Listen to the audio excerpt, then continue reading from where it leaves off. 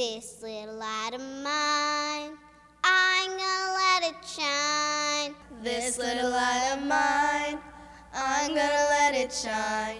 This little light of mine, I'm gonna let it shine. Let it shine, let it shine, let it shine.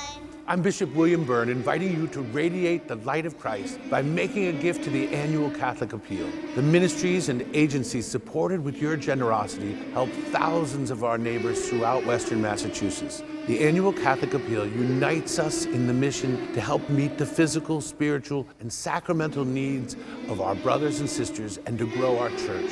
Please donate to the annual Catholic Appeal.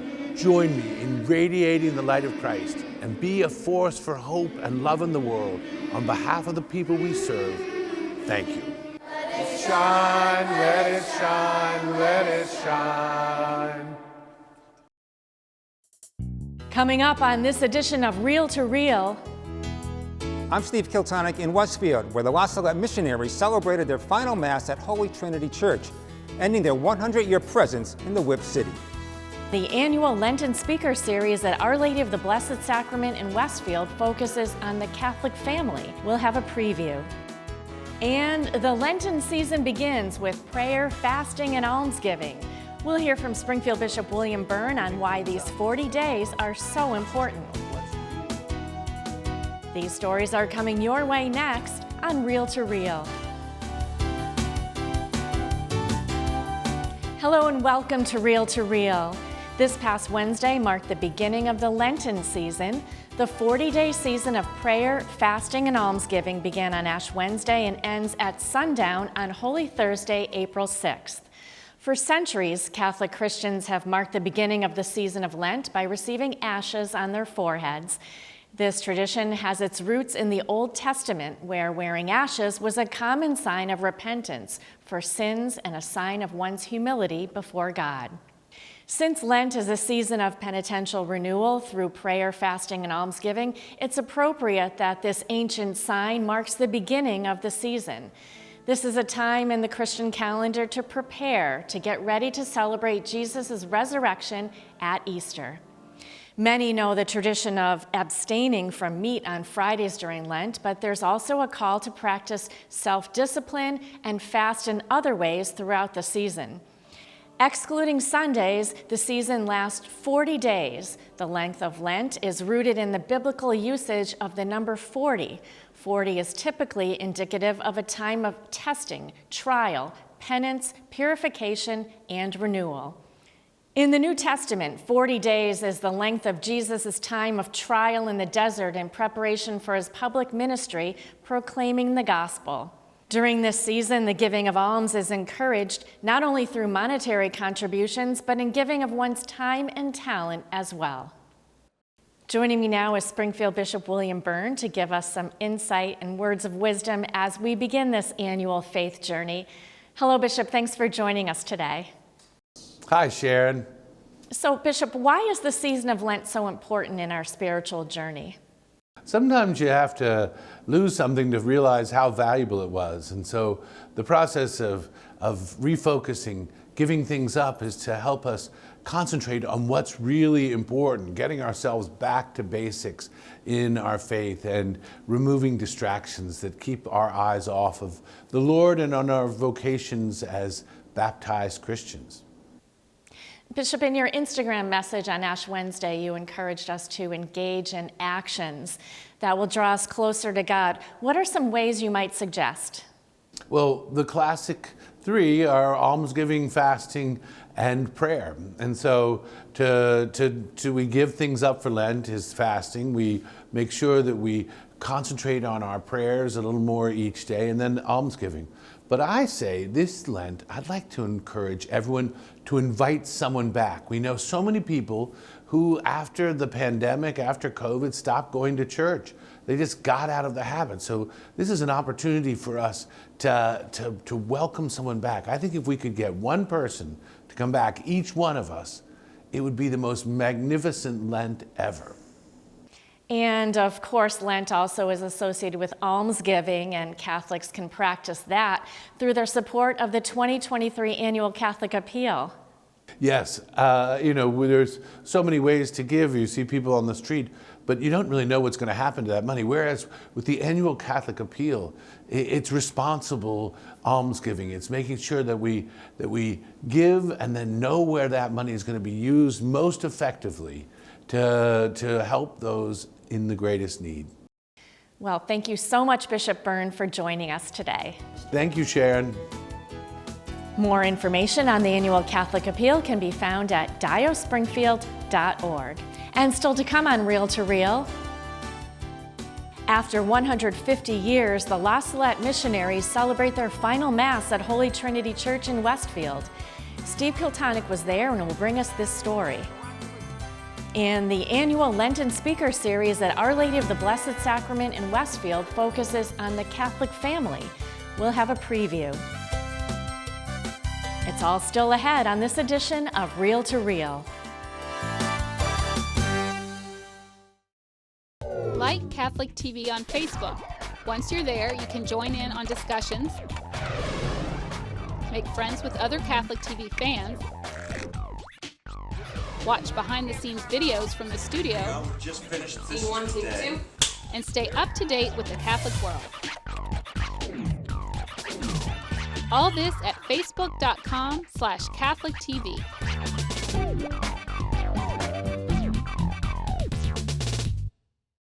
This little light of mine, I'm gonna let it shine. This little light of mine, I'm gonna let it shine. This little light of mine, I'm gonna let it shine. Let it shine, let it shine, let it shine. I'm Bishop William Byrne, inviting you to radiate the light of Christ by making a gift to the annual Catholic Appeal. The ministries and agencies supported with your generosity help thousands of our neighbors throughout Western Massachusetts. The annual Catholic Appeal unites us in the mission to help meet the physical, spiritual, and sacramental needs of our brothers and sisters and to grow our church. Please donate to the annual Catholic Appeal. Join me in radiating the light of Christ and be a force for hope and love in the world. On behalf of the people we serve, thank you. Let it shine, let it shine, let it shine.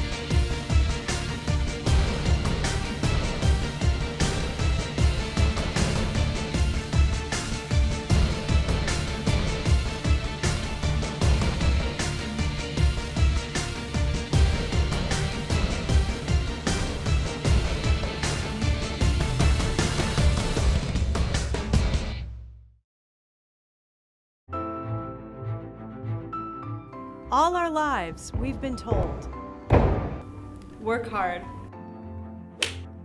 Achieve. Get to the next level.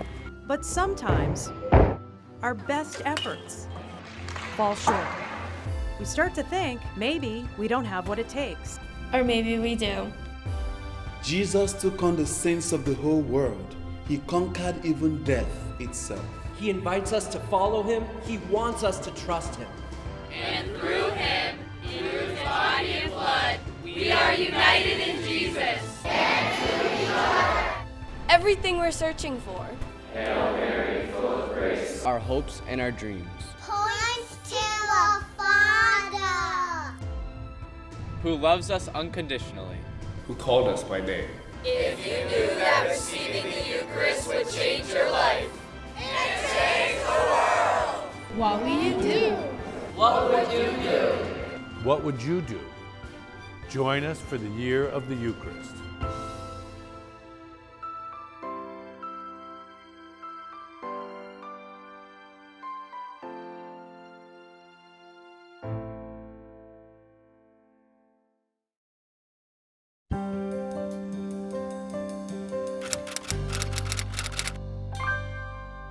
After a winter of hard news headlines and cold weather woes in New England, the lengthening daylight hours in early March may remind us of the warmer, sweeter days to come in the spring. And as Christians, our greatest hope, after all, is in the redemption granted by Christ's victory on the cross.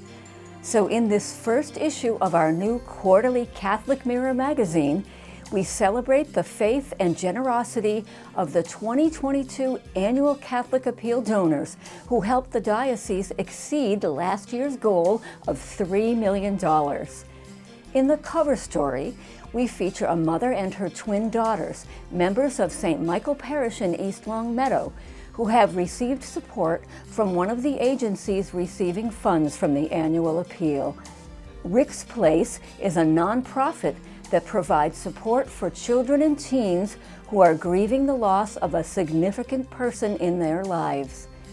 A special report pays tribute to Pope Benedict XVI, who died on December 31st, 2022, at the age of 95. Seminarian John Williams shares a reflection about his experience of Lent and Easter while serving in Iraq. A local feature story focuses on the 40th anniversary of the permanent diaconate in the Springfield Diocese. Local news reports include the announcement of the new superintendent of Catholic schools, Irish Cultural Award winners, and graduates of a Hispanic Charismatic Leadership course. Our parish angel is Gary Borbo, a member of St. Elizabeth Parish in Ludlow. High school seniors are invited to enter a scholarship writing contest. And Bishop Byrne praises the annual appeal donors whose past and future generosity brings the gospel to life for our neighbors in need.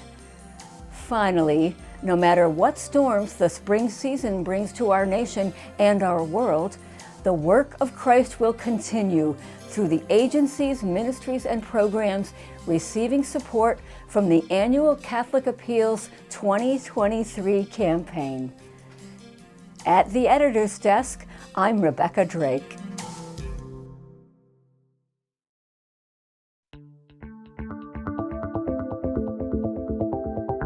Here's what's coming up in the Diocese of Springfield. Tomorrow, February 26th, Sacred Heart Parish in Pittsfield will host Sanctissimo, the life and legacy of Pope St. John XXIII, a talk by Greg Tobin, papal succession expert and author or co-author of more than 30 books, including biographies of both Pope John Paul XXIII and Pope Benedict XVI.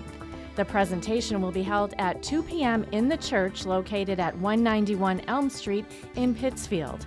Tobin will discuss Pope John XXIII's life and the meaning of his pontificate, focusing on the profound impacts of his convening of the Second Vatican Council. On Saturday, March 4th, St. Mary's High School's inaugural Green and Gold Gala will honor the legacy of the Westfield Catholic High School's first teachers with the Sisters of St. Joseph Medal of Honor. The event will take place at Toccoa Country Club in Westfield from 5 to 10 p.m. Tickets are $80 and can be purchased online at stmsaints.org or by check to St. Mary's High School, 27 Bartlett Street in Westfield. And a novena to St. Patrick's will take place at St. Jerome Church in Holyoke beginning Thursday, March 9th until Friday, March 17th. The weekday novena masses will be celebrated at 12:15 p.m., the Saturday novena mass will be celebrated at 4 p.m., and the Sunday novena mass will be celebrated at 8 a.m. Bishop William Byrne, Monsignor Christopher Conley, Father Robert Gentile, Father Francis Kennedy, Father Francis Riley, Father Richard Riondo, Father Albert Scher, Father Thomas Shea, and Father Mark Stelzer will each celebrate one of the novena masses. All are welcome to attend. For more information, contact the parish office at 413-532-6381. And for a complete listing of calendar events, check out iobserve.org.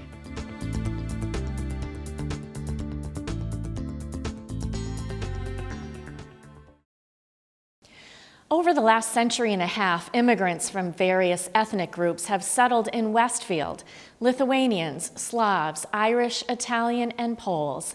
Holy Trinity Parish became home to the city's Polish community, with the La Salette missionaries serving the parish since 1903. However, citing fewer priests available to provide ministry, the order concluded its pastoral ministry in Westfield last weekend. Steve Kiltonick has the story.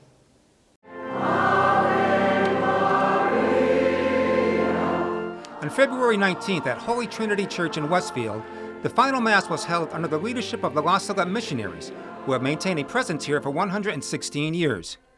Springfield Bishop William Byrne was the principal celebrant, with Father Rainey Parent, the pastor, and other La Salette priests, as well as the Marian Fathers of the Immaculate Conception.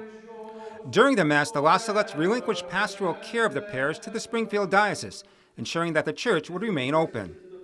Holy Trinity was established in 1903 as a diocesan parish, with Father Walter Przybylski as the first pastor. After 3 years, Springfield Bishop Thomas Bevan saw a need to minister to the flourishing Polish communities in Westfield and Ware, and approached the La Salette missionaries. 5 La Salette priests volunteered to go to Poland to study the language, and then they came back to this country and worked in various parishes that needed to minister to the Polish element, one of them being here in Westfield. A shrine here on the grounds of the church depicts the miraculous day in 1846 when an apparition of the Blessed Virgin Mary appeared to 2 children in the French Alps. The message of Our Lady of La Salette served as the inspiration for the eventual founding of the La Salette missionaries. On September 19, 1846, 2 shepherds, Maximin Giraud, 11, and Melanie Mathieu, 14, were tending to their cows on the slopes near the town of La Salette, France. After falling asleep, they were woken by bright light, which revealed a beautiful woman weeping, her face buried in her hands. As the children approached her, they noticed she was wearing a brilliant golden crucifix around her neck, on which hung a small hammer and pincers. A shrine was built in 1852 and on the apparition site, and the La Salette congregation was founded in 1858. The unique cross the Blessed Mother wore, symbolic of Christ's Passion, became the characteristic emblem of the La Salette missionaries, whose primary charism is reconciliation.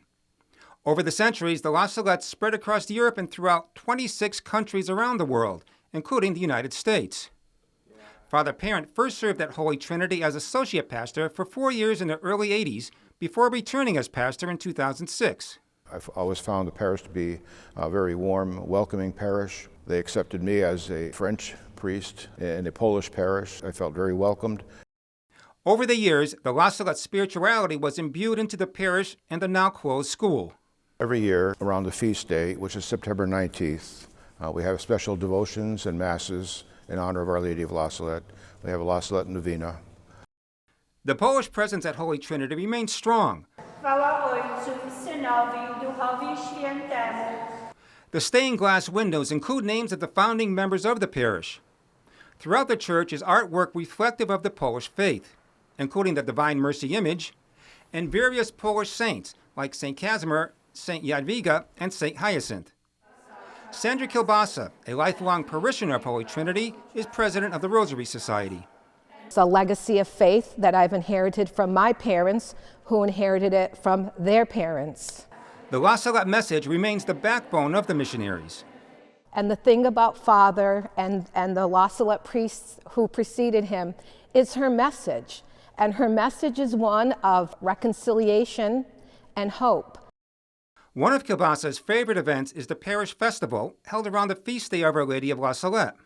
We have all of the traditional Polish food with the pierogi and the gołąbki and the kielbasa, but it's also more important about community. Lucy Lewinsky joined Holy Trinity 25 years ago after emigrating from Poland. She's active in the parish, serving on the Polish Council, choir, and as a CCD instructor. Lewinsky said the La Salette message is a big part of her own faith identity. Because of this message of hope and reconciliation, that's something that I say people nowadays are looking for, especially the young generations. You know, you can see that they are really lost in life sometimes. The century-old church resonates with her. You feel this tradition, and you kneel down in front of the tabernacle and you feel kind of like you're totally in different world. Wade Brunel, a parishioner for 40 years, serves as chairperson of the Parish Finance Council. He credits Father Parent for the parish achieving its many financial goals over the years. He has a way of dealing with the community at large. The La Salettes are a compassionate order. The peace and sanctity that they bring to us is overwhelming. Father Parent said it's a sign of the times that the La Salettes are leaving Holy Trinity and consolidating nationwide. And the problem is the aging demographics of our members. We're getting older, diminishing numbers of La Salettes, and the lack of vocations.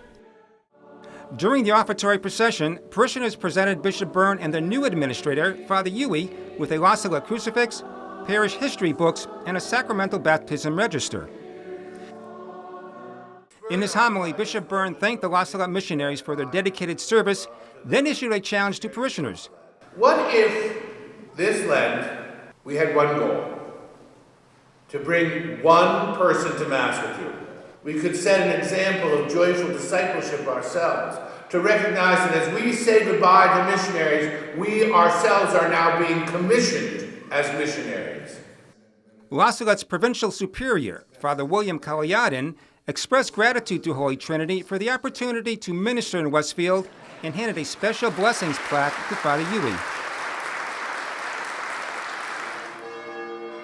After Mass, parishioners thanked Father Parent for his service at Holy Trinity, then walked over to the parish hall, where a reception was held featuring traditional Polish food and a lot of memorabilia.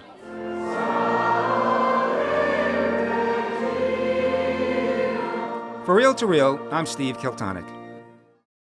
Father Huey Lay will also serve as the administrator of St. Peter and Casimir Parish in Westfield. At the prompting of Bishop Byrne, there are now discussions underway between the 4 Catholic parishes in the city to decide how they can work together to serve the Catholic community of Westfield. And finally tonight, Pope Francis says no family drops down from heaven perfectly formed. No matter where you fit in your family, you know that's true. This Lent, you're invited to a sometimes funny, honest, comforting, colorful, and revealing speaker series at Our Lady of the Blessed Sacrament Parish in Westfield that takes on our Catholic family. Kathleen Harrington has a preview. This year's series is about family and how we are all imperfectly perfect in our own way. Elizabeth Labrie relates to Our Lady of the Blessed Sacrament's 2023 Lenten Speaker Series, Our Catholic Family, and knows it's a topic for everyone. I think for me, with the kids, the crying babies, I really felt comfortable coming to church. Ann Louise Powers and Elizabeth agree the teen years are more difficult. The Catholic family, and it's starting off with Damon Owens, who's going to speak about our messy Catholic families. We all have them. Owens and his wife Melanie are the parents of 8. We both grew up in solid Catholic homes, but lost our faith for similar but different reasons in college. Meeting in graduate school, he knew he'd found someone very special in Melanie, but no Catholic family is perfect, and Damon's an expert on theology of the body, but he's an expert on raising a Catholic family. On Wednesday, March 8th at 6:30, learn about the 12 essential keys to living God's plan for a joy-filled family. Welcome to the Red Barn. My name is Sam Tadzia with Red Barn Ministries. Straight from the barn, on March 15th, you'll meet this husband, father, educator, and youth minister who has a way of relating to teens. Challenging the young people in the culture that they're growing up in, which isn't always friendly to the faith. And just kind of build them up and showing them that this is probably the best way to ground them. To be grounded in their faith is the best way for them to approach their lives. Sam Todsey creates clarity in the chaos. Conversations with youth on March 15th. I grew up in a large Irish Catholic family, and my parents, who gave me the gift of faith, always said to me, charity begins at home. And if you have a little extra time, go to the church. Meet Karen Kiefer on March 22nd. A mother of 4 daughters, Kiefer now shares her gift of faith with the world, thanks to the Jesuits at Boston College. Her family's laundry pile of mismatched socks led to a children's book and an anti-bullying movement. Being a Catholic parent is not an easy job, and she remembers running into Mass late, carrying the baby in a car seat, and the diaper bag. Teaching the faith as her little girls refer to Holy Communion as the Jesus vitamin or the Lord cookie, Catholic Parenting, You're Not Alone, is on March 22nd. On March 29th, Haiti 180, Our Global Family, Deacon Michael Forrest proudly shares the story of the mission his brother started in one of the poorest countries in the world. Haiti 180 is a place for people to let the Holy Spirit work through them. Singer-songwriter Sean Forrest first experienced a conversion of faith and then used his talents for the glory of God. Years ago, people told me there was no way a school could go up in this area. There's no way. I love seeing the ordinary become extraordinary at this place. Deacon Michael Forrest and the journey to visit our global Catholic family on March 29th. We express our joy and our celebration in different ways. On April 5th, Father Valentine Duar shares the beautiful expression of worship and his family life experiences that influenced his journey to the priesthood. So my name is Valentine Onyekachukwu Nwora. Onyekachukwu would mean who is greater than God. A member of the Ibu tribe, including Chukwu, God in your name, is an expression of your faith.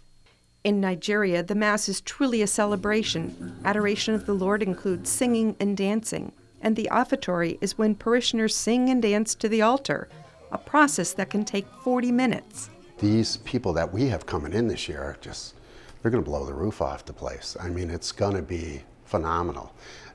You'll leave these Lenten series feeling great. It's Our Catholic Family, and you're invited to attend. I'm Kathy Harrington for Real to Real. The Wednesday night Lenten speaker series is free and doors open at 6 p.m. The program, complete with music, gets underway at 6:30. You'll find a link to the detailed lineup of speakers at iobserve.org. And for this week, that's Real to Real. As we mentioned earlier in the program, the annual Catholic Appeal is now underway. We hope you will consider making a contribution to the 2023 campaign, helping to support those in need throughout our diocese, as well as this weekly program and our Sunday televised Mass, the Chalice of Salvation. You can make your donation online at diospringfield.org, and thank you so much in advance. We have all of the latest news on the Catholic Church in the Diocese of Springfield and around the globe at your reliable news source, iobserve.org. That's iobserve.org. And we are also on Facebook at Catholic Communications, so check us out. I'll see you right back here next week for Real to Real, your window on the world around you. See you then. Real to Real is a production of the Catholic Communications Corporation, funded in part by the annual Catholic Appeal and the support of you, our faithful viewers. Our family has spanned the centuries and the globe. With God's grace, we started hospitals to care for the sick. We established orphanages and helped the poor. We are the largest charitable organization on the planet, bringing comfort to those in need. We educate more children than any other institution. We developed the scientific method and founded the college system. We defend the dignity of human life and uphold marriage. Guided by the Holy Spirit, we compiled the Bible. We are transformed by sacred scripture and sacred tradition, which have guided us for 2,000 years. We are the Catholic Church, with over 1 billion in our family, sharing in the sacraments and fullness of the Christian faith.